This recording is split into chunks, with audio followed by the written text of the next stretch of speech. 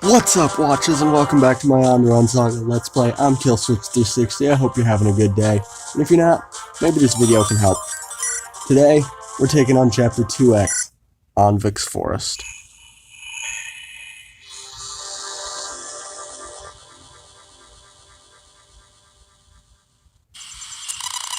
Later that night, the party stops to find a suitable camp deep into Anvik's Forest.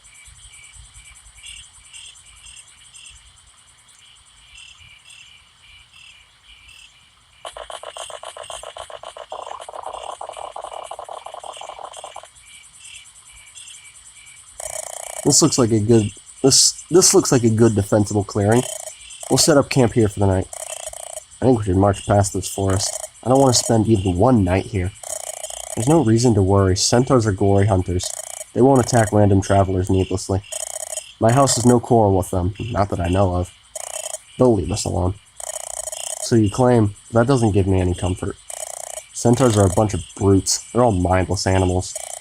I'm surprised by your ignorance. Centaurs are noble warriors, much like the Vikings we just fought. You're not making me feel better about our odds of survival. How do you know so much about the Centaurs anyway? My father hired them as auxiliary mercenaries during his rebellion. I met a few, drank some fine ale with them, had a jolly good time. Unlike Vikings who live and breathe honor, Centaurs focus on glory. They relish the thrill of a hunt against well-prepared foes. The only reason they would cast aside their values is if we wronged them. They detest thieves and curs. Well, at least I have one thing in common with them. Exactly! Don't worry, Jakka, the centaurs won't bother us. Now, let's get a fire started. I haven't eaten all damn day. Here, here.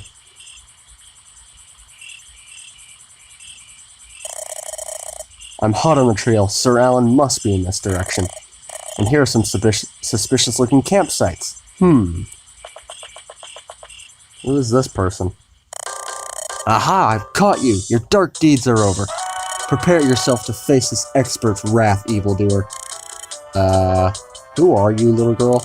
What are you doing in Anvik's Forest this late at night? Don't think you can question me unless you want to do so from the afterlife. Give me back my teacher or I'll unleash magic on you that you can't comprehend. There must be some misunderstanding. I don't have your teacher. Sir Alan definitely came this way, and just look at you. You're obviously a hooligan, creeping about, up to no good. The only one creeping around is you. I'm Prince Baud of House Steel. I'm not the type to go kidnapping a random magical teacher or whoever. What? Prince Baud of House Steel? Never heard of you. Alright, and you are? Lady Estelle, an unfathomable expert of the Lightbringers. The Lightbringers? Not possible. Your robes are too shabby. I doubt you're even a librarian. Watch your tongue, hooligan. This expert packs a punch. My tracking skills are divine. I trailed Sir Alan right to you. You kidnapped him. I didn't. You totally did. I'm almost sure. That statement lacked confidence. I'm an expert! Alright, look. You can stick around for tonight, Estelle. These woods are dangerous for a lone girl at this hour. I wouldn't want you to wander off and get hurt or something. The hooligan threatened me! I knew you were a vile fiend. You will not touch me, stinky hooligan pervert.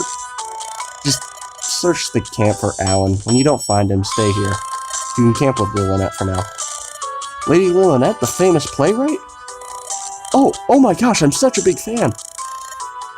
You've heard of her, but not me. Well, that was interesting. Anyway, who should we go talk to first? Because we've got his sad attempt at flirting with Thea. We got the bro talk with Jakka, the crazy talk with Angulus, the bro talk with sad, depressed Shom. Let's do that. Let's go talk to sad, depressed Shom. And I guess we'll make a loop. We'll talk to Shom, then to Estelle's group over there, then to Angulus, then Jakka, then we'll go to the Vikings, then Thea, Runa, and Fred. You okay, Shom? You seem grumpier than usual. Oh, Baud. I have this dull, ringing sound in my ears. It's the same thing I hear whenever the bard talks. I think someone as annoying as I think someone annoying has drawn within my pain range. Unless you're talking about Estelle? She's the girl who just wandered in. Even I think she's a little much. Wonderful. You adopt brats off the damn street now, eh? Forgot my sleeping earmuffs, too. Tonight's gonna suck. It's better to sleep without them in case the centaurs attack. Then you won't get caught unaware. The centaur stomps my head into pulp while I'm asleep. Oh well. No more listening to loud people ever again. No more suffering. Not sure I enjoy hearing you say things like that. Not sure I enjoy existing, Baud. Let me daydream about death. Someday it'll come for you, for me, and for everyone else. Unlike most people, I'm totally cool with it happening. Whenever. You're really a morbid guy, Shom. Thanks, Baud. Well, that was interesting. Alright. Can I, like... Okay, I cannot stand on the torch and just talk to all three at once. That's fine. So, Estelle. It's the creepy pervert! He's here to ogle me again! I'm not. You're much too young for me. Okay, well good. Baudimon's not a pedophile. In other words, if I were older, you'd be all over me. Creep. That's not what I meant. Only a deviant would leave their words open for interpretation. Look, I just came over here to make sure you search for Sir Alan. Clearly, I didn't kidnap him. Obviously, I uncovered the truth within seconds. I'm an expert, you see. Wait, so you know Alan isn't here? Well, of course he isn't, but he was before. I can smell his trail.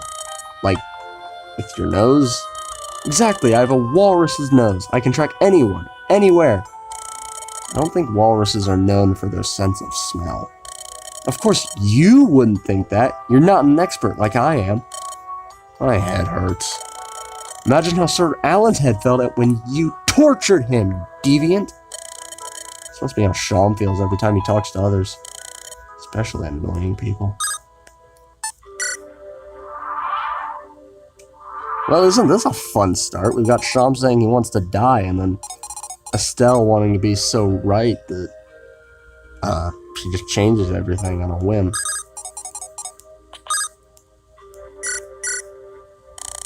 Good evening, Samuel. What are you up to? Oh, hello, young Master Baudimon. I'm writing a letter before bed. Oh, to who? My family, back at Castle Rose. I'm simply detailing our journey. Worry not, for it contains no sensitive information. No problem. I know you wouldn't place our mission in jeopardy. You can write letters as you wish. Is something wrong, Sam? You seem troubled. Young Master, I could not help but notice the sword in your sheath. You were referring to Dawncaller. Is there anything wrong with it? Do you really think it is smart to go waving a regalia around? Morty wanted me to have it with me in case things got hairy on our mission. I suppose he felt that only a regalia was good enough to keep me from harm. Last I checked, your family already have one. The bulwark shield? Ha! Randa would never accept that in 1,000 years. He keeps telling me I'm unworthy to lay eyes on it, much less wield it in battle. I don't need to give my older brother any more reason to hate my guts. Very well. Still, I'd advise some caution. Regalia are powerful tools not to be used lightly. Is that why you didn't bring the rose thorn? I was expecting you to have it with you. For a diplomatic mission like this one, it would seem rather inappropriate. The rose thorn lance is the pride of my family, a symbol of our courage. It has been passed down through my family since House Rose was founded. Speaking of family, I must admit, I'm puzzled as to how I can even wield Dawncaller. I thought only the Lightbringers could call upon its magic to smite enemies. Normally, you would be correct. Regalia are bound by bloodlines to their houses. However, Dawncaller is very different. It was crafted for the king of Andaron.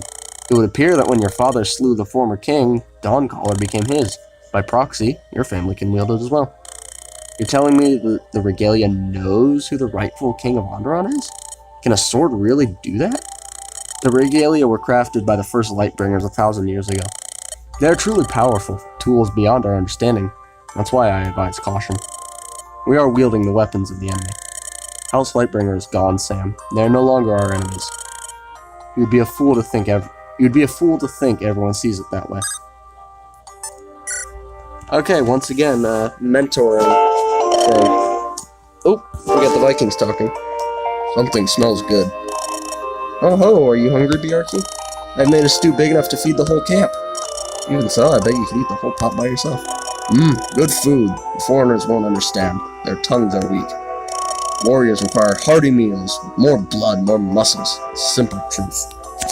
Look, I'm down for more meat, but maybe cook it. I'm not a vampire. I don't fancy drinking blood. As my mother always said, healthy appetites make for healthy spirits. Do you miss her? Of course, but my mother has sailed to Valhalla's realm. There was no dishonor in her passing. Like me. Much like my wife, she had an honorable passing. You made the right choice. Tram betrayed our way. We must fight for honor. Always. I suppose so. I just feel sick inside my stomach, you know? I know this nauseous feeling fades over time. Or I hope it means. I hope it fades, whatever. It will. It always does. Thanks, Bjarki.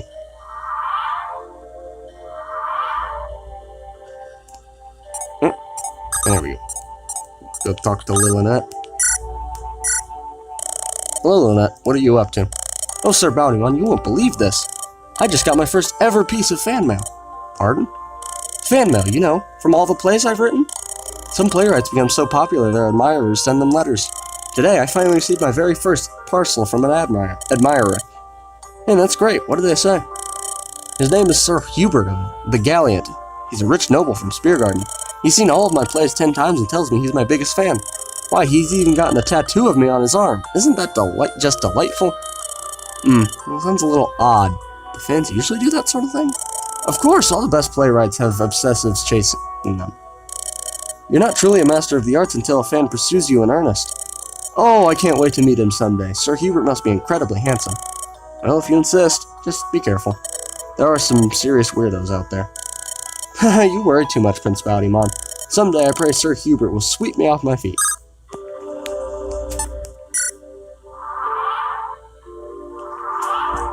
Very interesting again. We're just getting a bunch of interesting supports. Oh, darn it. I hate the movement limit. I just wasted a turn. Oh boy. Does Angulus have another song about kicking people's teeth in? Ahem! A thief in the night, a song by twilight, 10,000 horses ride to give us a fright. I can't sing this. I'm not going to sing it.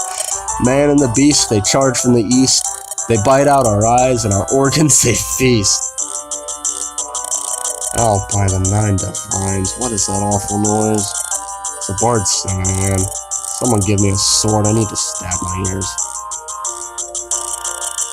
Bloody sins, Angulus. What an ominous song. You're not making my sleep come any easier. Well, I guess we kind of got our song about kicking people's teeth in, but... Oh, Angulus. Let's talk to the Vikings. Guess we're going Bjarki first. Hello, Bjarki. So, I've been wanting to ask you about your raid. Why did Hornheim attack those villagers? Don't your people usually keep to themselves? Aye, we do. So, did something change? Aye. A new Jarl became champion. He instated wartime measures. Oh, my father mentioned Jarl. Dorman the Red once. I take it he died, and some other guy replaced him?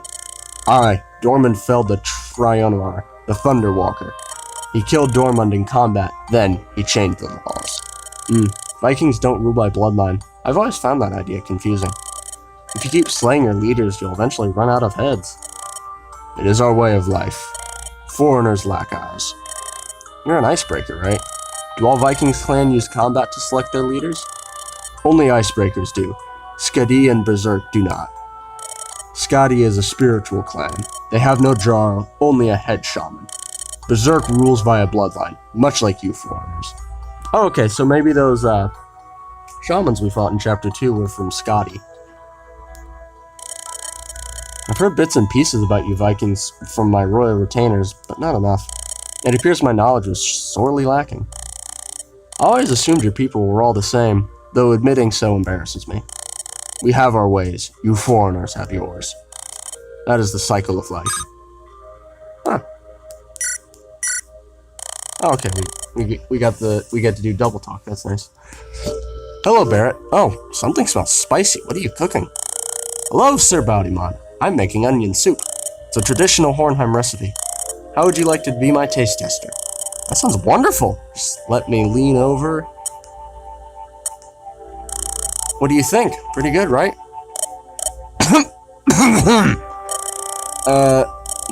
Berit, what divine ingredients did you put in this? Ingredients? Oh, just a little bit of this, a little bit of that. Do you remember that boar Sir Jakka hunted earlier? Well, that made the pork base. Then I added a little salt. Right. Anything else? Of course, I made sure to stir in plenty of boar blood, some dirt. Blood? Dirt? Why add stuff like that. Don't you know, Bowdy Mom? Words are hard. You foreigners are so odd. The closer a meal is to the soil, the better it tastes. That's the rule. We give great honor to our world by mixing its soil into our meals. So we eat dirt. Okay. Well, I guess I can't go tell them to eat dirt because they do it anyway. I need to pay Lilinette a visit. Wow, it seems Sir Bowdymon must have loved my food. He's practically jumped for joy. I'll bet he's visiting the healer to inform him of our new nutritional requirements. Oh my goodness, that's hilarious. I know I'm not laughing, but that's funny. That's good. Alright, let's go talk to Jakka. Yeah, just for the sake of whatever. I don't know what I was thinking. Jakka, is something bothering you? You've been acting skittish since we entered Centaur Forest. Yeah, he doesn't like the centaurs. He's racist towards them or something like that. I'm fine. Just not a big fan of this place is all. We've both taken on men twice our size without flinching. What could possibly scare you about a simple forest? Well, it's a bit embarrassing, really. I promise I won't laugh. If you insist. Okay, look, Jakka. Bowdymon's not promised he's not gonna laugh, but I can't promise you. When I was little, oh no. When I was little, those stories never go up. My dad used to tell me stories about the centaurs. He said how they sneak into farms and grab bad children and eat them. Oh, that's pretty dumb. I'm a grown-ass man now, okay? I know he made those stories up. I know he only wanted to scare me. Still, they've stuck with me in the back of my mind. I don't like demi-humans. I don't like demi-humans, not even now that I've grown up. I'm surprised your dad told you stuff like that. Didn't you and him get along pretty well? Yeah, I love my dad. He died to the plague's remnants a decade ago. He was a famous halberdier who fought for House Steel. After he died, he left my mother to fend for my sister and me. In the last few years, mother's become bedridden with a fever. My sister Femke has to take care of her while I'm busy freelancing. Is that why you became a mercenary? To pay for your mother's care? Yes, I love my mother, but she can barely get out of bed these days. It hurts to see her like that. I could help you. I could help you, you know? Thanks, Baud, but you know me. I don't want anyone's charity. However, if I ever die in battle, I hope you'll take care of her. You know I will, Jakka. Nice. That was a good one. Uh-oh. By the divines! What damn dastard! Who did this? Who put a turd in my boot? Oh, gosh. Coulter crapped in Fred's boot. Coulter crapped in Fred's boot. Oh, that's just the most random thing ever. And I love it. Okay, and yes, I am calculating how to most efficiently plan my support path. 1, 2, 3, 4, 5. Okay. Put a turd in my boot. Coulter's little smirk was amazing. I might screenshot that. That was so good.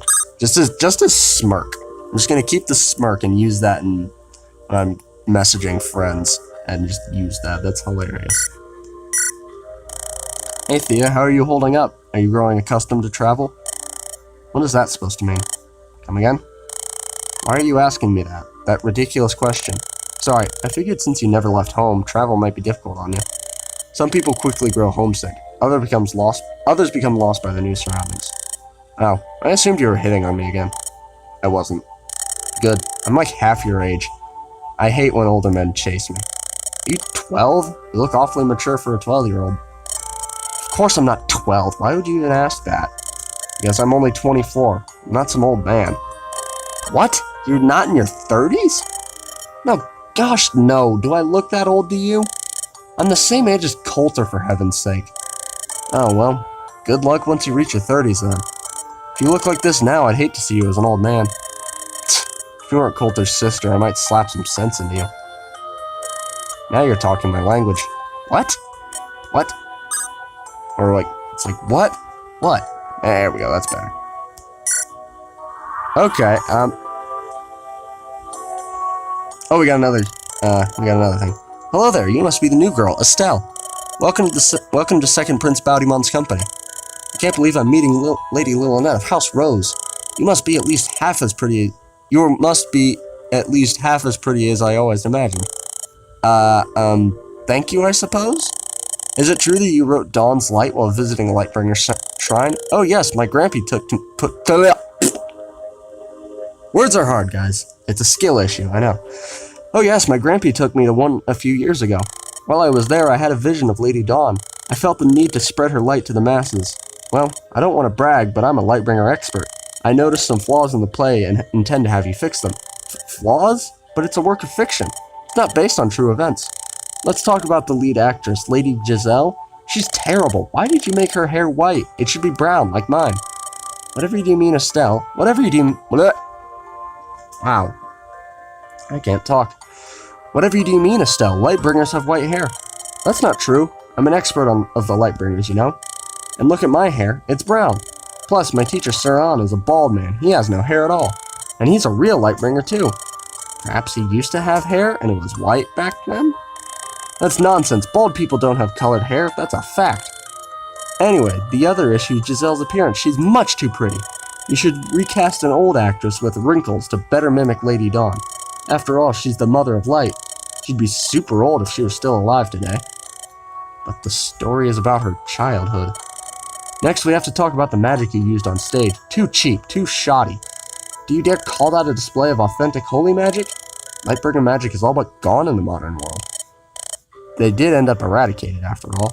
It's too impossible to find a real master of the divine way. We did the best we could with stage effects available. Don't you worry about all that. I have a genuine tome right here. My teacher gave it to me during our decade of training. I'll make sure that your next actress can put on a decent magic show.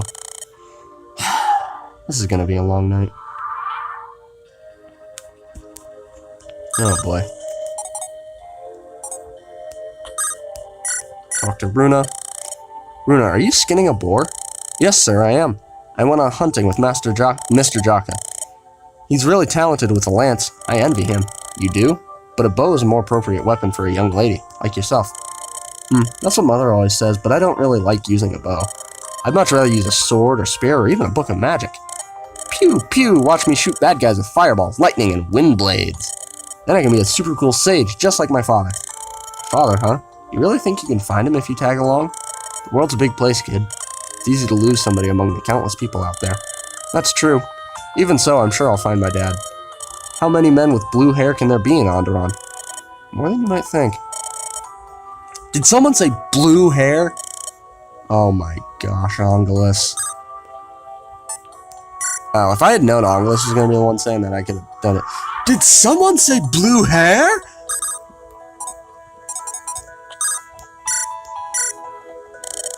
Damn it, this is an outrage! When I find out who did this, I swear I'll wring their neck. Something the matter, Fred? You're screaming like a lunatic. Is something wrong? Yes! Yes, indeed! Some dastard snuck into my tent! Did they steal anything?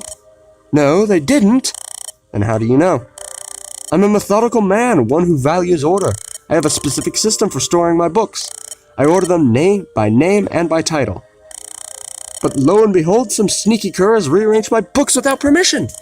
Now they're all out of order. I won't get any sleep until I fix this damned mess. Calm down, Fred. Are you sure you didn't put them in the wrong order yourself?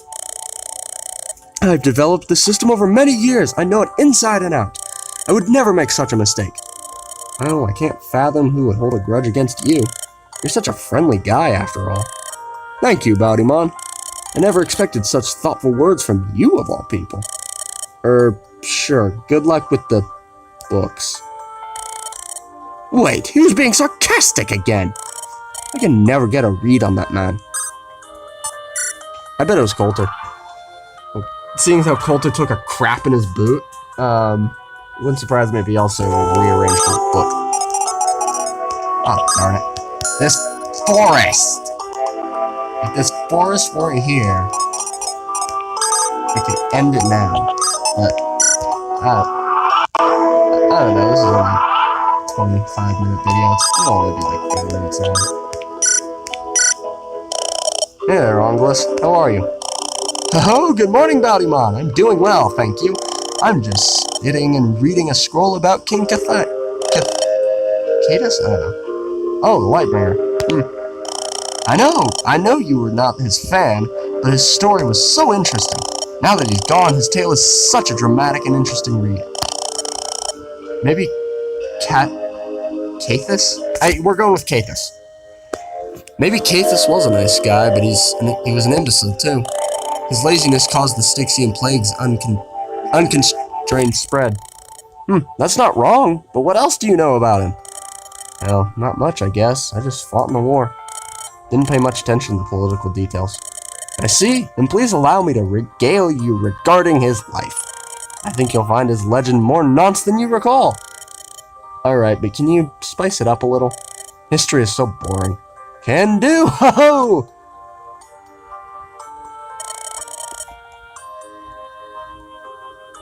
Sorry about that. King Cathus ruled Andaron for 27 years. Like his predecessors, he was a soft-spoken man. He was not known for his prowess with weaponry.